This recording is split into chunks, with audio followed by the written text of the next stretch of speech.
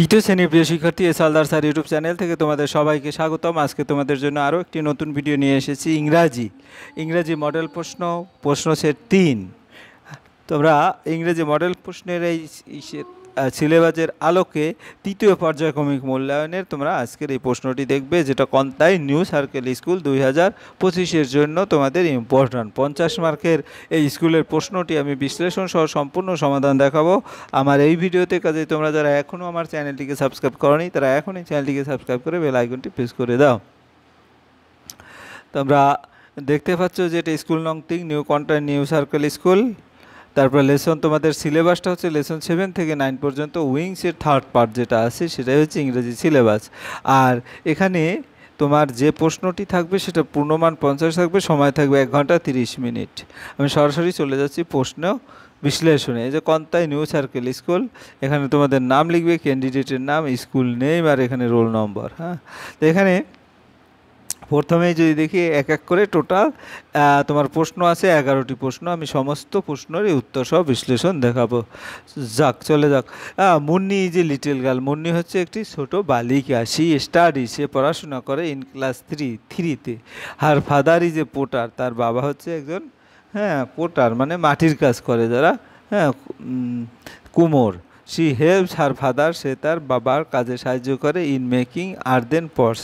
মাটির যে পাত্র হয় সেগুলি তৈরিতে সে তার বাবাকে সাহায্য করে। She goes to the market. সে মার্কেটে যায় উইথ হার ফাদার, বাবার সাথে, ইন এ বুলক কার্স, এটা গরুর গাড়িতে। ঠিক আছে। Answer the following question is in complete sentence. What does মুন্নির ফাদার ডু। মুন্নির বাবা কী করে? তা মুন্নির বাবা তো মাটির কাজ করে, পোটার। তাহলে আমরা কি বলবো? মুন্নির ফাদার ইজ এ পোটার। তারপরে what is the name of the little girl. Little গার্লের এখানে নাম কি, মানে ছোট্ট মেয়েটির। Munni's is the name of the little girl, অর্থাৎ লিটল গার্লের নাম হচ্ছে মুন্নি। এরপরে see in which class does Munni's study. সে মুন্নি কোন ক্লাসে পড়ে?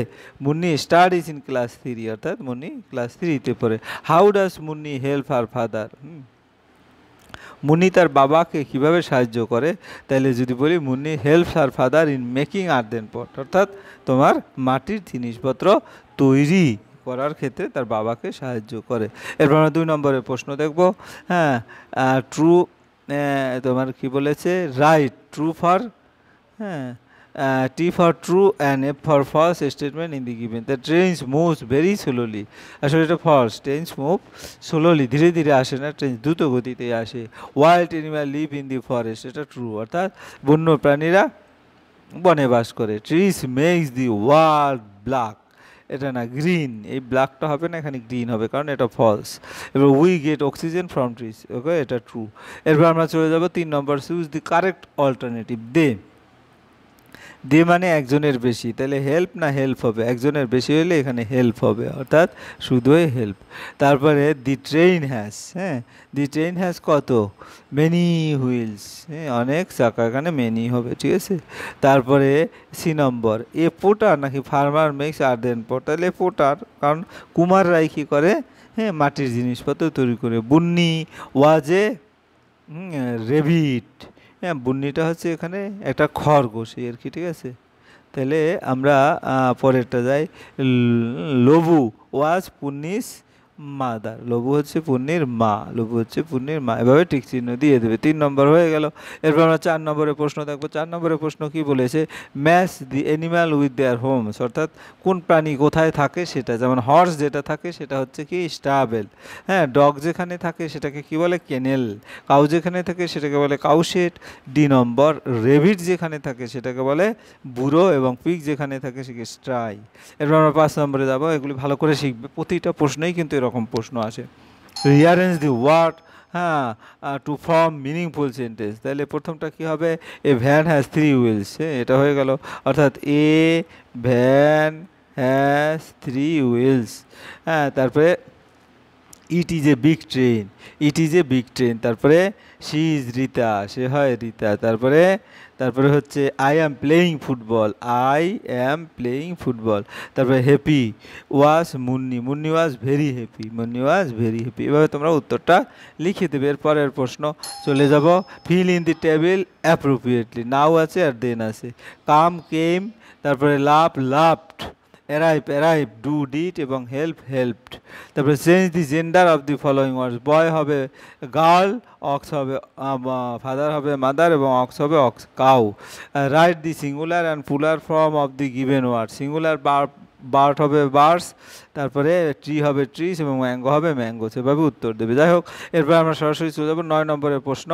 Right the singular and plural form of the given, এটা তো আমরা দেখেছি 9 নম্বর। এবার 10, হ্যাঁ, তাহলে এখানে কোনটা সাবজেক্ট কোনটা প্রেডিকেট সেটা দেখাইতে হবে। Meena, Meena subject is a singer. তারপরে কাম, এখানে ইউ কাম হেয়ার, এখানে ইউটা উজ্জ্ব আছে এই কারণে সাবজেক্ট ইউ। তারপরে she start in class 3, she are start in class 3। Wheels change our life, তাই হুইলটা হবে subject, change our life predicate.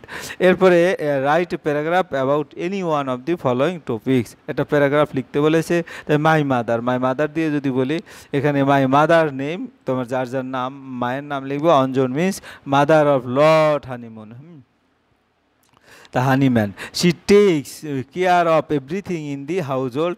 Yeah, she works in a big IT company as a software engineer.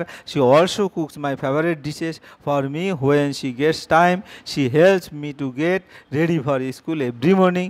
Besides, she also helps me complete my homework so that I don't get scolded at school. My mother worries for me if I do not keep well. She prays for everyone God's good health to good every day. She is my best friend and also guides me in every up and down in my life. She is the best teacher and undoubtedly the best mother in the world.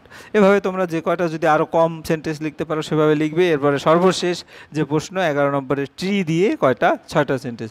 Tree gives us clean air and oxygen to breathe. They provide fruits, flower and wood which is useful for many things.